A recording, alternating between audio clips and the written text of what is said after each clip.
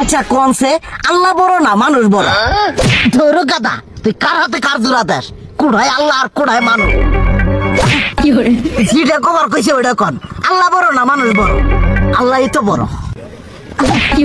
আল্লাহ বড়, তাহলে আল্লাহর কথা না হইনা মানুষের কথা শুনেন কে? কি কইতাছস? কি আর আল্লাহর কথা মানে না মানুষের কথা মানে? হ্যাঁ, কি আর মানুষের কথা শুনেন, তাই না? আমনে যে ওই দিনকে ডায়াবেটিসের রোগ নিয়ে যে হাসপাতালে গেলেন, ডাক্তার আপনারা কত কিছু খাবার না করলো, সব কিছু না খাই এখন চলতেছেন।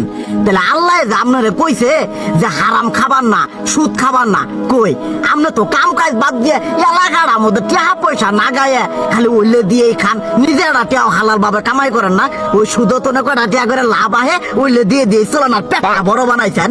শুনেন একটা কথা কই, হারামের কোনোদিন আরাম নাই। হালাল পথে রুজি রোজগার করেন, প্রয়োজনে এড়া বেলা কম খায়েন, তাও শরীর পিণ্ডও ভালো থাকবো, কোনো রোগ বেদও হবো না, আরামও পাবেন, আল্লাহও খুশি থাকবো। তুই আমার এইভাবে বুঝাবি আগে কইলি না কে? আসলে এই বিষয়টা তো আমি কখনো মাথায় এইভাবে নেই যে আমাদের কখনো ডাক্তার নিষেধ করলে ঠিকই আমরা নিষেধ মানি, কিন্তু উপর আল্লাহ যে কত কিছু নিষেধ করে দিয়ে সেটা মানি না।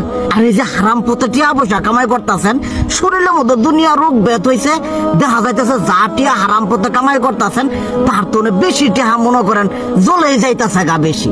আজকের পর থেকে আমি আর এই হারাম সুদ খামো না, আমি হালাল পথে চলবো, হালাল টাকা পয়সা ইনকাম করবো। এতে করে যদি একবেলা কমও খাইতে হয় তবুও খামো, তবু আমি আর এই হারাম পথে চলবো না। আচ্ছা ঠিক আছে।